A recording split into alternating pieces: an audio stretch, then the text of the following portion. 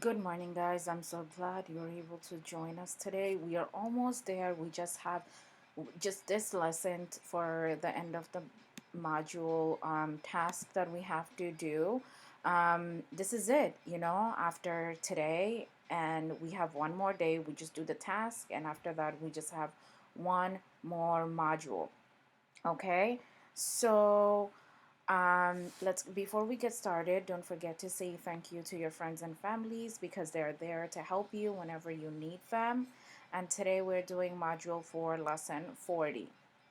The objective of the lesson is to find a number that makes 10 for numbers 1 through 9 and record each with addition equation, which means we're going to make numbers 1 through we're going to make 10 using numbers 1 through 10, and we're going to use it in a number sentence. This is just a review. The last couple of lessons was basically a little bit, as you can see, the length of it was very small because it's a review for the end of the module task, and then we'll get started with the new module. And some of the materials you'll be needing for today's lessons are your loose leaf paper, something to write with. You'll need your math book, you'll need your number bond chart, and you have to have some sort of materials, about 10 pieces of it. I'll be reading out the application problem twice. At this time, you can gather up your materials and you'll do your application problem. After I read them twice, we are going to take it one step at a time to solve the problem, and then we'll move on to our lessons. Eliana has 3 baseball caps, but there are 10 girls on her team. Use your personal whiteboard and a 5-group drawing to find out how many more caps her team will need. Make a number bond about your picture. Again, Eliana has 3 baseball caps, but there are 10 girls on her team. Use your personal whiteboard and 5-group drawings to find out how many more caps her team will need. Make a number bond about your picture. So, first thing first, we know Eliana has 3 baseball caps, but there are 10 girls on her team. So I'm going to draw the 10 girls to show that she has 10 friends, but she only has 3 baseball caps for them. And let's look at the picture. So that means her friends, all of these friends, they will need baseball caps. How many of her friends doesn't have baseball caps, or how many baseball cap does she still need? So now we are going to draw caps for each girls, so that way we can count how many does she need. She'll need 1, 2, 3, 4, 5, 6, 7. So which means these 3 girls already have the cap, and these 7 girls, they'll need Eliana will need more caps for the 7 girls. So to make it easy, I'm going to put the 7 girls in a like quarter of a circle. Well, a quarter is missing, but I'll put it in like half a circle, I guess. We can call that. And to show that these are the girls who need the cap. Now we need a number bond to match our picture. So I have my number bond, and I know that there are 10 girls altogether, right? And 3 of them have caps, just like the story told us. And 7 of them needs the cap. So I know 7 and 3 makes it 10. So now let's look at our lessons. Our lessons will have, first is I'll have some pencils, right? So Miss Shema has 4 pencil, but she has 10 students. Again, Miss Shema has 4 pencils, but she has 10 students in her classroom. So how many more pencils does she need for her students? So we know I have 4, and then I can use counting on method, right? Or I can count to see how many more do I need. So I have 5, 6, 7, 8, 9, 10. what I am going to do is, to make it easy, I'm going to circle my 4 that I started with, right? So I know I already have 4.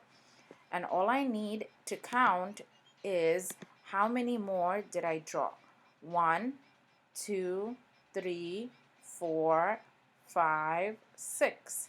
So I started off with 4, and then I needed 6 more for my all the rest of the other students who does not have pencils. So now I'm going to write a number sentence to match my picture. I have 4 that I started with, and I have 6 later, right, that I needed. So 4 plus 6 equals 10. Again, 4 plus 6 equals 10. Let's continue to the next page, and you guys will do it together with me. So now Ms. Shema decided that she only has 2 pencils. So please make sure you draw 2 pencils or 2 lines or 2 circles on your paper. So I'm going to circle the 2 pencils because I already know I have them. Again, I also have 10 students. How many more do I need to get to 10? I have 2, so I'm going to use counting. I'm going to just count from 2. So I have 3, 4, 5, 6, 7, 8, 9, 10. So I know I'm going to stop at 10 because I only have 10 students. Now I'm just going to go back and count how many more did I draw. I drew 1, 2, 3, 4, 5, 6, 7, 8. So I started off with 2, then I got 8 more to make it 10. My number sentence is exactly the way it should be, and it matches my picture. Started off with 2, I added 8 more, and then I got 10. So let's do our problem set. So our problem set, we're in lesson 40. So make sure this is only for the students who have the math book. Today's problem set is just 1 page. We're doing lesson 40. And please make sure you're putting the correct date, 5-27-2020, and you're putting your name. Let's look at the, read the direction and look at it. It says, look at the 5 group cards. Draw dots to make 10 and fill in the number sentence. So there are 2 things we have to do. First, we have to look at the card with the dots, and we have to make the dots to match to 10 because that's what it says. That means we have to add more dots to make it 10. And then our picture has to match our number sentence in the bottom. So the number sentence are blank plus blank equals 10, which means the whole is 10, right? And we have to find the 2 parts. So the dots are which are already there, that's 1 part. So I have 1, 2, 3, 4, 5, 6, 7, 8, and I'm going to draw 9, 10, which means I started with 8, right? The book already told us that we have 8 as 1 part, and Ms. Shema drew 2, so 8 plus 2 is 10. I need you guys to do the rest by yourself on your book, and this is super easy because we have done this in the previous lesson. So let's move on to the problem set that is for the children who does not have the book. Again, these are a problem set without the book. And don't forget to put the correct date. It's 5-27-2020, and I wrote my name. So make sure you write your name and today's date. Let's read the direction. Color 2 boxes red in the 5 group way. Color rest to blue to make 10 and make the number sentence. So we have the boxes and we have the number sentence. So let's read the first direction. Color 2 boxes red. So I'm going to color 2 boxes red and rest of them blue. So I'm going to take my blue pen and I'm just going to put a line across because it's easy for me to do it that way, but you can individually color it like this. So let's count how many blues are there. I have 1, 2, 3, 4, 5, 6, 7, 8, and I have 2 red. right? So I'm going to put 8 plus 2, and like the previous slide, we know 8 plus 2 is 10. What you guys can do is also, in the way I counted from 1 to 3. You don't have to do that because you already know one of the line is 5, and you just count on from 5, saying 6, 7, 8, which will be easy for you to do. And I need you guys to do this one and this one by yourself. Parents, please read the instructions to your child and let them figure it out.